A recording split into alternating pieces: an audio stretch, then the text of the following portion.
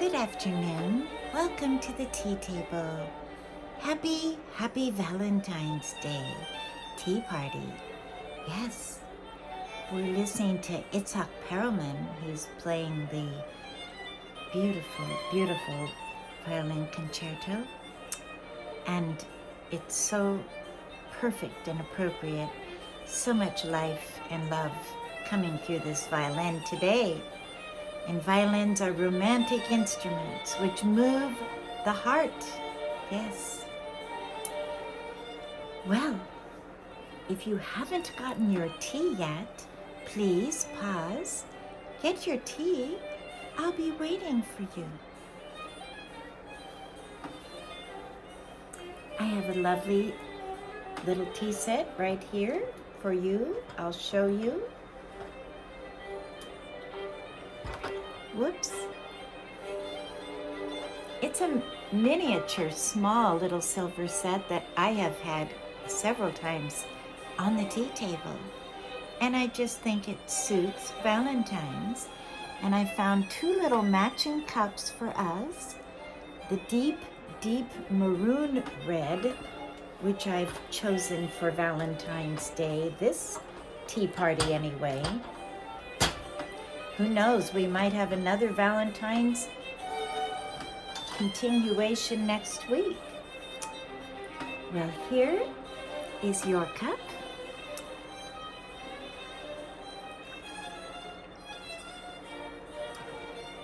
And I will pour a cup for me.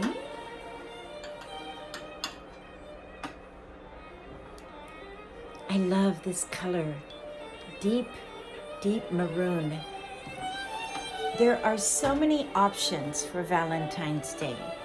I love pink. I love the deep magenta. I love this maroon. I love true red. Oh my goodness, this is delicious. Oh yes, it is. Oh.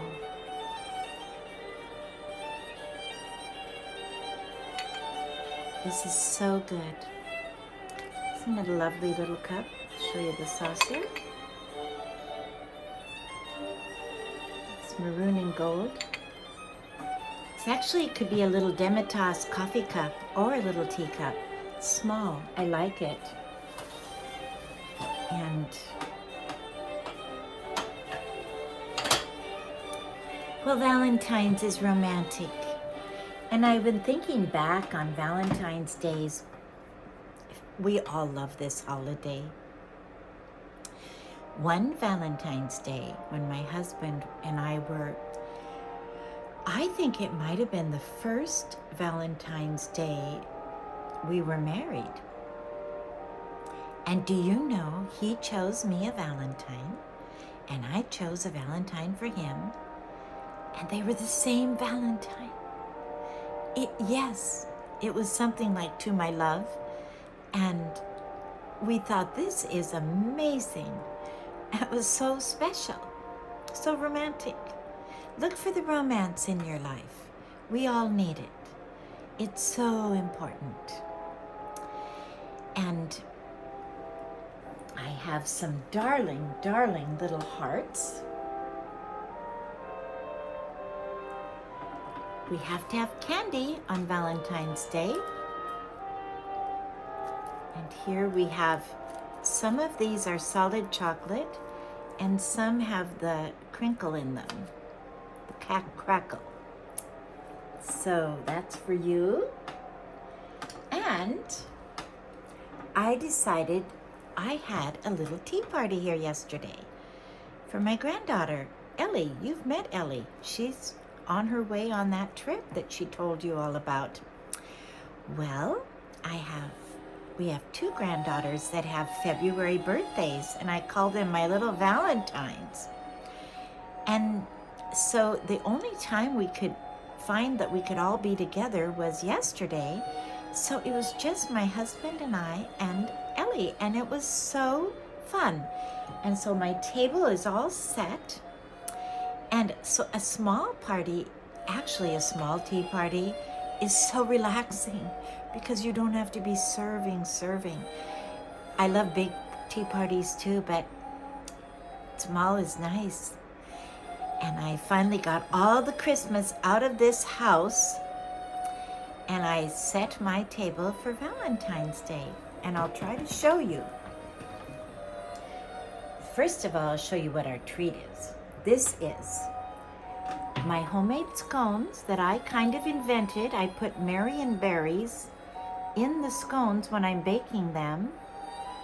And then on top, or raspberries, or you could do blueberries. I've never tried blueberries. Any berry. I freeze berries in the summer. Doesn't take a lot. And this is my Marion berry jam, which we put on top, and a little lemon curd. Oh my goodness, the lemon curd. You just need a tiny bit. And then that's all I would want, but my husband and a lot of people like butter, so I put butter, the nice little sterling butter knife, and this is a darling little silver spoon. If you have little silver spoons, that's what you want to use for your tea table. Yes. So that is that main big treat. And then someone gave me this, and I don't remember who. It is a teacup with a candle. Isn't that beautiful? So I put that, has a nice scent, but it's not offensive at the table. And I put that right on the table. And then I have also, and you saw these at Christmas. I used those at Christmas too. These wonderful big red glass candle holders. And you know, I often use leftover red candles for Valentine's. I didn't have any this year. And then if I have leftover green, I'll use them for St. Patrick's Day. So there we go. I'm gonna put that back, safe. And then I had just touches of red, these nice little red luncheon goblets for a little punch or water, and then of course the teacups. And I had a variety of teacups yesterday, but I do have matching teacups also for this little set. But you can mix and match and have fun and just make it what it can be. Now I put this little fluffy thing here. It actually keeps me warm, but it has the color that I'm going for. This scarf also has it. You see, it's got the red, gold, and the maroon.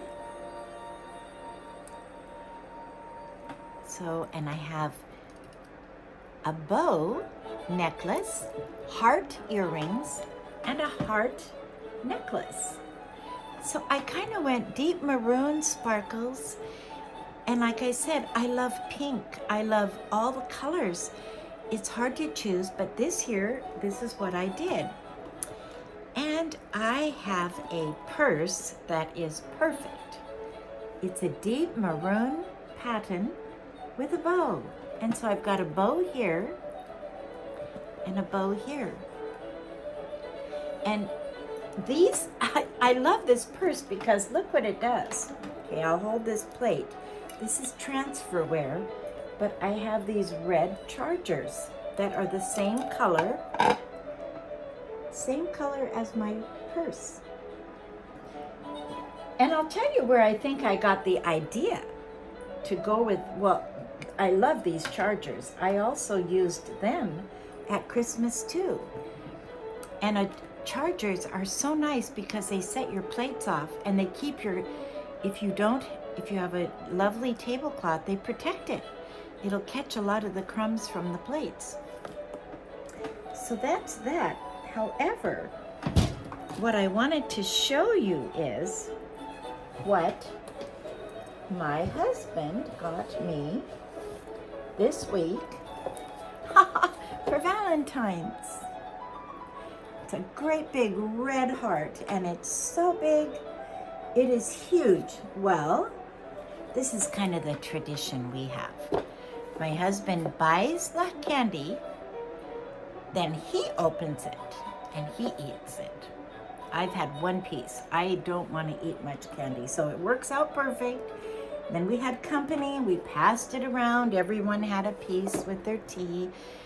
So if someone gives you a heart, it's so fun and you don't want to eat it all, just share it. But isn't it beautiful? It's so old-fashioned and traditional. And these hearts are made very well. Oh boy, not much left, but I had a heart, a really nice box that my husband had given me years ago, and I used it for a long time for jewelry and different things. You can use them they work very nicely to hold small items in. And so then you can think about that person that was so nice to give that to you. Isn't that fun? Yes. Well, have you had a good week? I have been very busy. I know you've been busy. And I know that even though we're kind of on an in-between time, it seems the weeks go so fast, don't they? We don't sometimes know everything we've done, but we did a lot every day. Yes. And so I want you to make sure you take care of you. And that's what the tea talk is about, is taking a break, taking good care of ourselves and being kind to others so we can refresh and renew. Yes. And I am going to take a sip of this tea. My goodness, that is the best tea. You know, if you're like me, you need to have your tea early in the day because you don't want it to keep you awake. I say try to have your black tea before 2, sometimes 2:30. That's a safe one. That's a safe marker for me. That does not affect my sleep. No.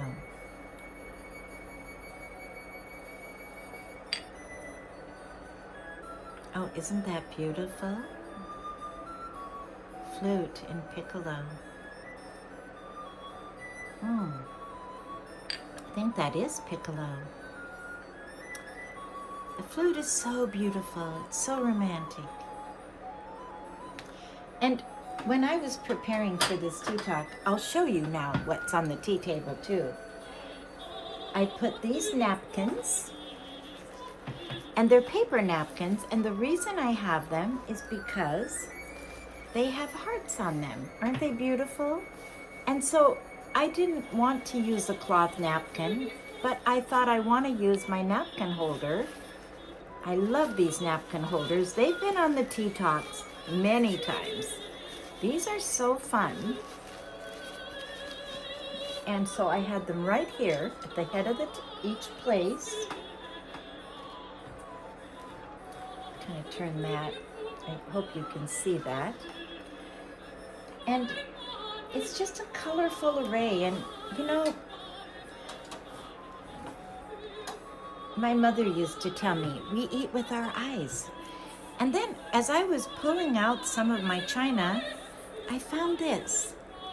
And this is the most beautiful, it's a placemat, and it's done in England, and it's Middle Ages. I think it's Chaucer's Canterbury Tales, if you can see all the people riding the horses. Chaucer's Canterbury Tales is one of the very first pieces of great British literature, so early. And it's in the Old English, and it's all about, it tells you the story of the different people going to Canterbury, which was, of course, the great church and monastery where the center, where, of course, the archbishop would be. So Chaucer tells the story, you know, the maid goes, the man on the horse goes, all these different people, and he tells about their life and who they are. And so he opens our eyes to what life was like in the Middle Ages. Now, the last time I was in England, my daughter and I were in Nottinghamshire, and so we were visiting friends, and they took us over to Robin Hood's castle. And no one knows for sure, but it's a beautiful castle, and it sits on a hill, and below it are these natural caves. And in the caves, they were used during World War I and World War II especially as bomb shelters. And so they are part of the museum showing that. Then right next to that, in the cave it's called Y-E, which means in Old English, the Old Jerusalem Pub. And it's the oldest pub in England. It still operates, and by pub, you can go in and have lunch. It's not a tavern the way we consider a tavern. It is an eating place. And they serve ale, they serve other things, but they serve full meals. And so I was researching this pub, and it's all whitewashed on the outside, and you can look it up, the Old Jerusalem Pub, oldest pub in England, dates back to this period of time and the Crusades that Richard the Lionheart went on. He went on the Third Crusade, remember? And he went to that pub before he left England. And then they would go for a blessing at the church before they would go, because this was a very spiritual, the Crusades were to go take Jerusalem back from the infidel. And so that is really how it got its name. They were on their way to Jerusalem. Isn't that fascinating? And Richard the Lionheart is the great king, of course, during the time of Robin Hood. He's the good king, remember? Bad King John, good King Richard. And Richard he is Coeur de Lion. And I kept bumping into him on this. My daughter and I were on a journey. We were basically in Austria for her violin camp. And then we went to England for a week. Well, in Austria, our friends there, Helen and Karen, took us, and Karen is on this tea table. She is such a good tea table member. God bless Karen. She's one of the greatest pipe organists, and she runs the music camp every summer at Lilienfeld Monastery in Lower Austria, where we attended. Well, Karen and Helen was my daughter's violin teacher, all my children. She taught all my children. And Helen has gone on now to be with God, and we miss her so much. But she gave her all to so many. Oh my, her music is still going all around the world. But we went on a Danube cruise for one day. And we were going, and there on the side, we were going down to milk that famous, monastery that is on the Danube. And we were going from, I believe we were going from Vienna. We were going down, and on our right, they said, there's the ruins of the castle where Richard the Lionheart was taken as captive after he went on the Crusades. And I believe it was King Leopold who didn't like Richard, and he grabbed him and put him up in this castle. Well, Richard had a loyal friend named Blondel, and Blondel played the harp and was his troubadour musician that accompanied him. So Blondel went to find Richard, and to give him a signal that he was there, he played the harp. And no one suspected. No one knew who Blondel was. That was his signal. And then he got Richard out, and they went back to England. Yes. And there's a statue on the side of the Danube up on the hill are the ruins of the castle or the prison where he was kept.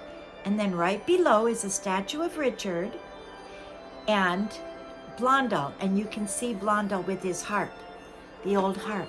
It's so beautiful. So here I was bumping into Richard the Lionheart there. And then I just think Richard is really worth studying. You know, his mother was Queen Eleanor, and she was the daughter of a king. She married 2 kings, and she bore 2 or 3 kings. She bore John and Richard for sure. And the story of her has been made into many movies. I think it's The Lion in Winter, but the movie that my husband and I absolutely love is, we love 1930s. 1934, I believe it is. It's just called The Crusades. And it was done, one of Cecil DeMille's first movies at the beginning, because he had been making the silent movies, and then they moved into sound movies. And we watched this the other night, and it is so well done. It is so historical. I don't know that they could ever make anything this good now. It is so good. The costumes, and it's very well recorded. You can hear every word. And the actor is so, oh, it's so good. And he's got the Richard, he goes on the Crusades and he meets the famous, I really feel this movie is accurate to all the history I have studied about Richard meeting Saladin. Saladin was the great leader of the Muslims, and they were at war, but he respected Richard and Richard respected him. And they ended up actually making a peace treaty. It has a really good ending.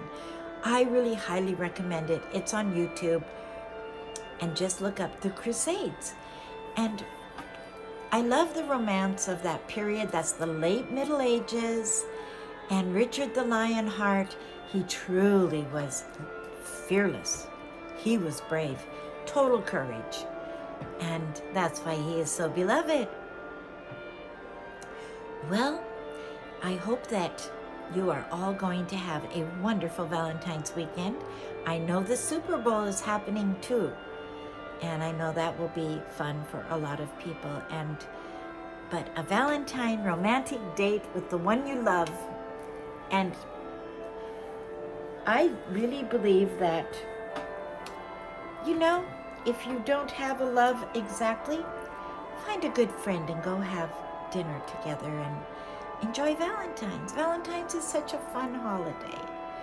And just make it happen. You know, we can't sit around waiting for something to happen. We have to make things happen. That's the philosophy of the tea table, is we're not waiting for an event. We are the event. You are the event. Make the event. It's confidence. Go forward in faith. And I will leave you with the definition of confidence. The word confidence is from the Latin in confide. And do you know what it means? With faith. With faith. Have faith. Have faith in God and have faith in yourself that He wants you to do good things. Because, to quote an old friend, he said once, God gave you 2 hands. He doesn't tie your shoes. You have to tie your shoes. Isn't that good? And one other quote I will leave with you, and it's from Martin Luther, and he said, you will have as much laughter as you have faith. Isn't that good? You're alive. You have today. Go make something beautiful happen for someone else, for yourself, and the rest will be history. Yes.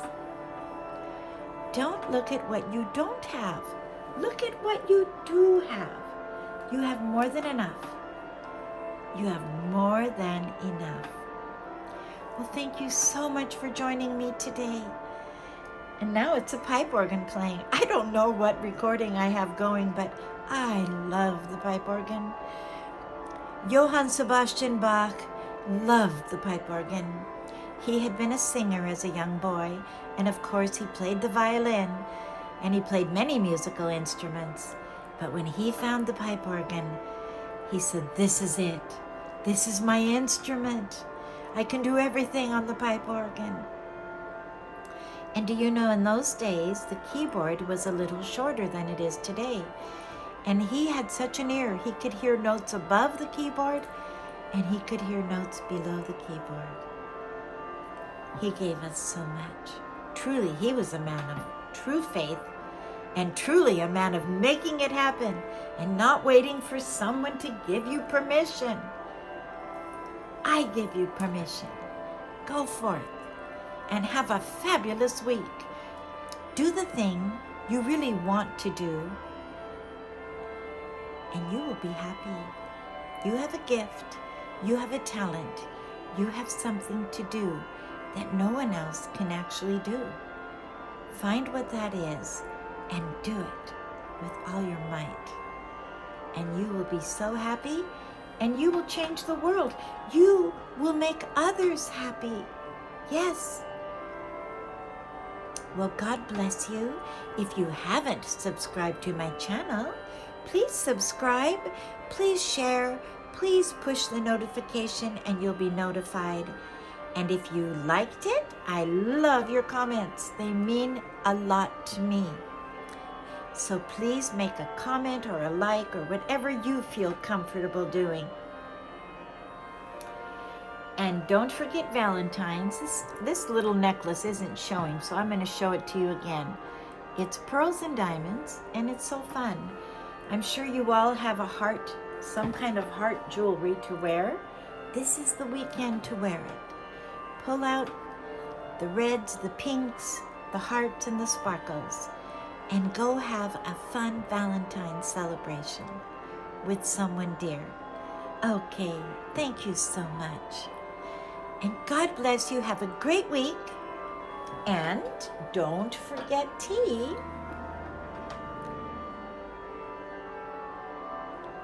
And I will look forward to seeing you next time.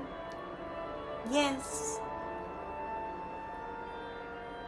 God bless.